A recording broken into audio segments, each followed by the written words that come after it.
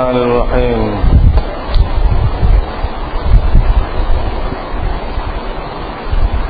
হযরত আবু যর গিফারী রাদিয়াল্লাহু তাআলা আনহু বর্ণনা করেন,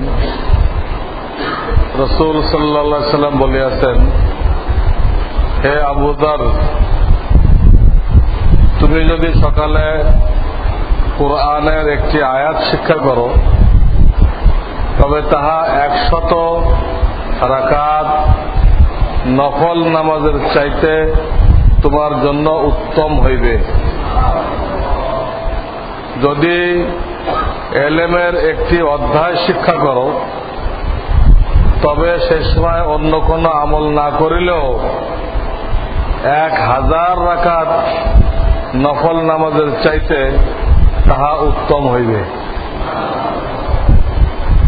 উযুর একটা অধ্যায় শিখলো, তায়াম্মুমের একটা অধ্যায় মাসাইল শিখলো, এটা 1000 রাকাত নফল নামাজ চাইতে এটা উত্তম। ইবনে মাজাহ শরীফের হাদিস।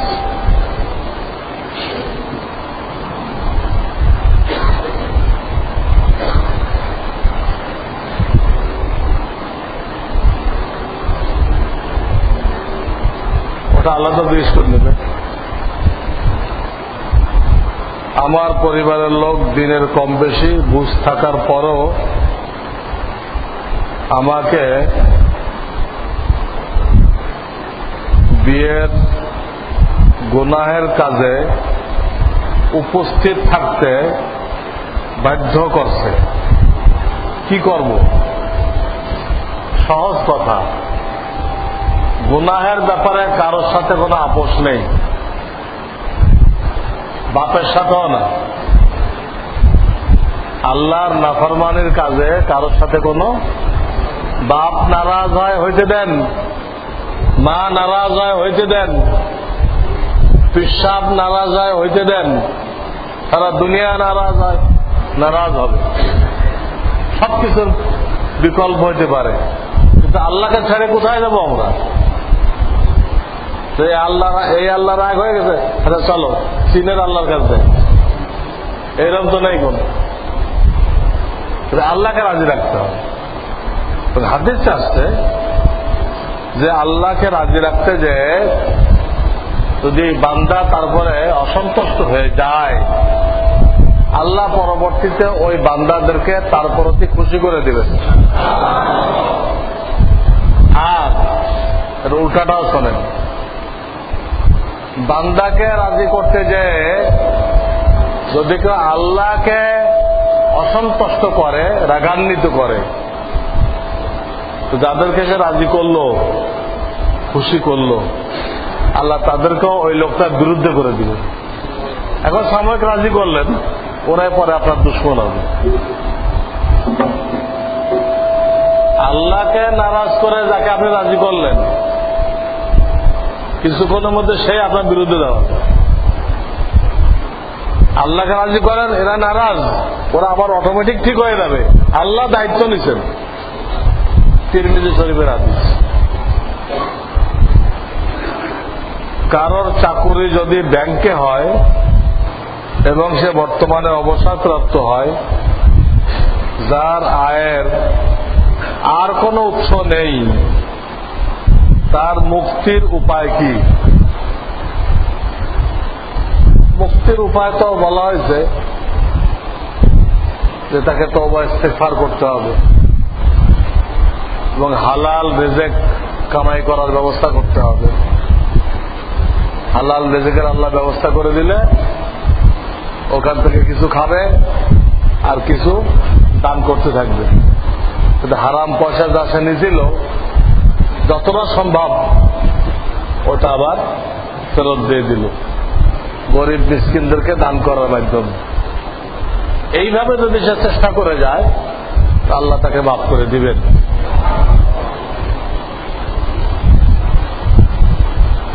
নামাজ শেখানোর জন্য ছোট বাচ্চাদেরকে মসজিদের জামাতে আনা যাবে কিনা? একদম ছোট যারা পেশাব করে দেয়, হঠাৎ কান্নাকাটি জুড়ে দেয়, এদের মসজিদে আনা জায়েজ নেই। আর যারা এই পর্যায়ে না, বুঝ জ্ঞান হয়েছে, কান্নাকাটি পেশাব পায়খানা করে দেওয়ার মতো সমস্যা হবে না, তাদেরকে আনতে পারবেন এবং তাদেরকে আপনার সাথে রাখবেন। অনেকে ধাক্কাইতে ধাক্কাইতে একদম বাড়ি করে দিয়ে দেন, নামাজ মাকরু হয়ে যায়। এটা গলত কথা, এটা গলত কথা। কাজে বুঝমান বাচ্চাদেরকে আনেন, আপনার সাথে রাখবেন, ধাক্কায় পিছনে নেওয়ার দরকার নেই। এই হালাত সব জায়গায়, বহুত ইমাম সাহেবেরও এই হালাত। এর পিছিয়ে পিছিয়ে বকরু হয়ে যাবে। আর তুমি ফতোয়া জানো? ফতোয়া কিসের উপরে? ফতোয়া পড়তে হবে বাচ্চা তার বাপের সাথে থাকবে, যাতে করে বাচ্চারা একত্র হয়ে গোলমাল করে মানুষের নামাজ নষ্ট না করে। ফতোয়া স্বামী দেখেন, তাহলে অর্ধেক জেনে কথা বললে হয়।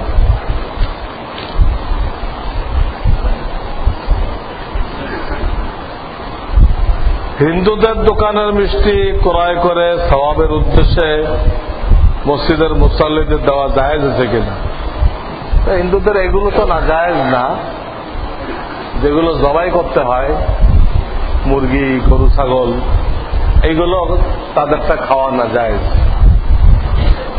কিন্তু যেগুলো মিষ্টি, চিড়ামুড়ি, ভেজিটেবল, এগুলো না জায়েজ না, তাহলে দিতে পারে। ডক্টর জাকির নায়েক সম্পর্কে জানালে কৃতজ্ঞ থাকব। তো অনেক জানানো হয়ে গেছে। কয়েকদিন আগে দারুল উলুম দেওবন্দের শেখুল হাদিস আসছিল। দারুল উলুম দেওবন্দের শেখুল হাদিস হযরত মাওলানা সাইদ পালনপুরি এনার নাম, মিরপুর আরজাবাদ মাদ্রাসায় বয়ান করছেন। উনি বয়ানে বলছেন যে এ হলো দাজ্জাল। জাকির নায়েককে বলছেন দাজ্জাল। ইসলামের ব্যাপারে ধোঁকা দেওয়ার জন্য আসতেছে। ইহুদ নাসারা মিলে একে খাড়া করছে, ইসলামের ক্ষতি করতেছে। সে বলে দেখাতের টাকা তার টেলিভিশনে দেওয়া যাবে। সে বলতেছে মাজাব টাজাব দরকার নেই, সব মুসলমান। এই করে করে আস্তে আস্তে কি করতেছে, শিকড় কাটতেছে। যেখানে আসুক দাজ্জাল দাজ্জাল থাকবে।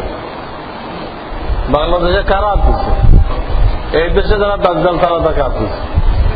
এই দেশে ইসলামের নামে মানুষকে ধোঁকা দেয়, ইসলামের নামে ক্ষমতা দখল করতে চায়, তারাই তো ওখানে মাতামাতি করছে। তার ভাষণ বাংলায় অনুবাদ করে টিভিতে কারা চালায়? কোন আলেমরা চালায়? একটা ইসলামের নামধারী দল, যারা ইসলামের নাম ব্যবহার করে ক্ষমতা দিতে চায়।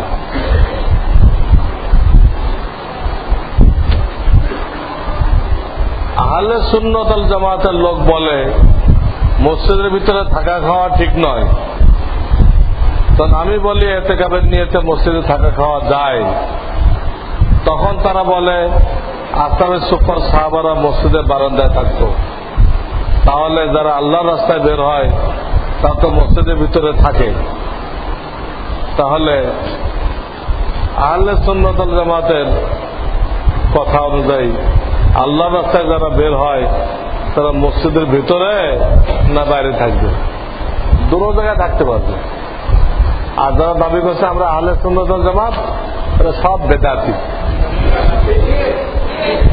যত বেদাতি আছে সারা দিন কবর পূজা, ওরা নিজেদের নাম দিচ্ছে আহলে সুন্নাত ওয়াল জামাত।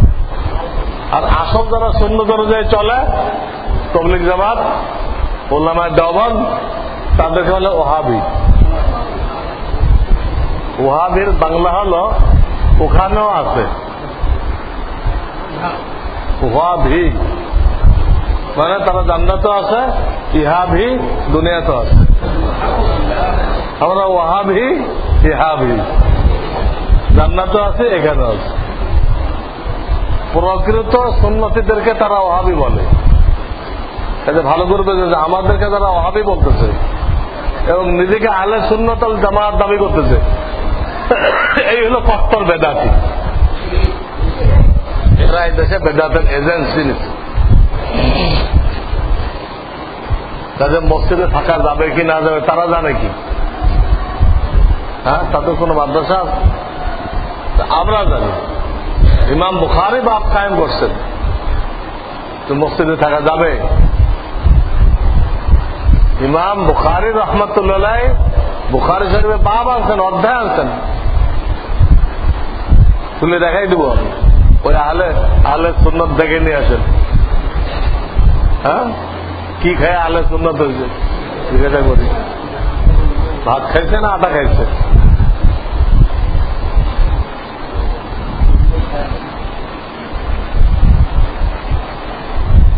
এগুলো কি জিনিস? টাইগার, শাক, শাক, শার্ক, রেটটা নিচে নিচে খায়, উপরে দিত শাক হয়ে গেছে। রয়্যাল, এনার্জি ড্রিঙ্ক, এগুলো খাওয়া বিক্রি করা যায় আছে কিনা? এগুলো যদি অ্যালকোহল থাকে তাহলে না যায়। আমি এগুলো জানি না অ্যালকোহল আছে কিনা, হইতে পারে, বেশি সম্ভাবনা এটা। বিয়ার গুলোকে নাম বদলায়, হ্যাঁ, হাদিসও আছে যে কিয়ামতের আগে মদের নাম পরিবর্তন করে হালাল করে নেওয়া হবে, মদের নাম পরিবর্তন করে হালাল করে নেওয়া হবে। এগুলো তাই। জুমার আজানের পর কোন এটা বস্তু কেনা জায়েজ হবে কিনা? কেনাও জায়েজ নেই, বেচাও জায়েজ নেই। ঘরে বসে বসে কোরআন তেলাওয়াতও জায়েজ নেই। জুমার প্রথম আজানের পরে কেনা বেচা তো পরের কথা, কোরআন তেলাওয়াত না জায়েজ, মসজিদে আসতে হবে।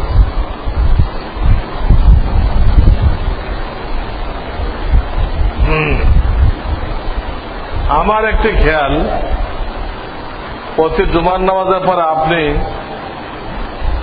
যদি 8টি প্রশ্ন উত্তর দেন এবং 2টি আপনি নিজে উম্মতের দরকারি মাসলা বলেন, তাহলে খুবই ভালো হয়।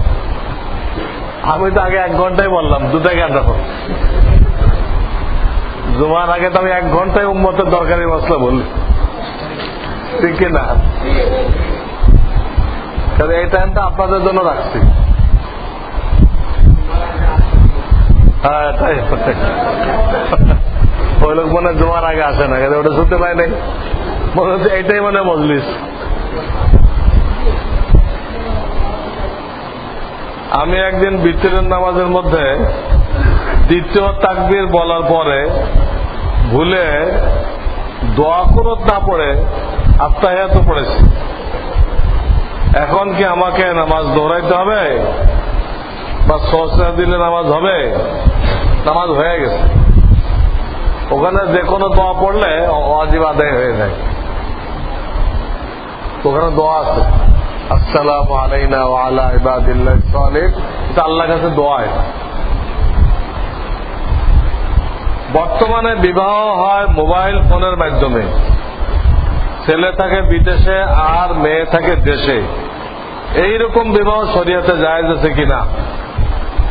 এইরকম বিবাহ শরিয়াতে জায়েজ নেই।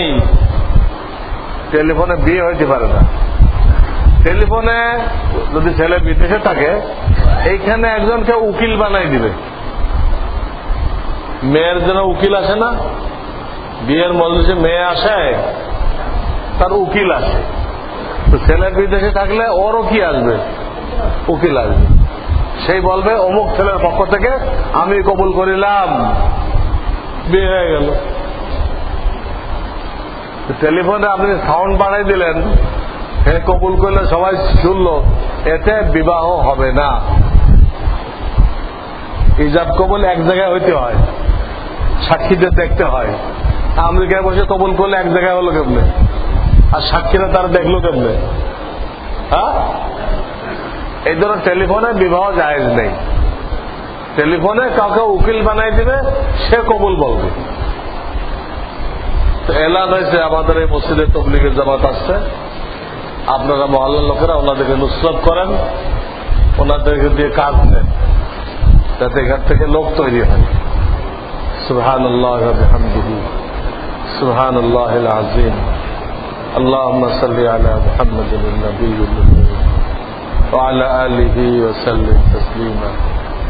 ربنا لا تزغ قلوبنا بعد إذ هديتنا وهب لنا من لدنك رحمة إنك أنت الوهاب.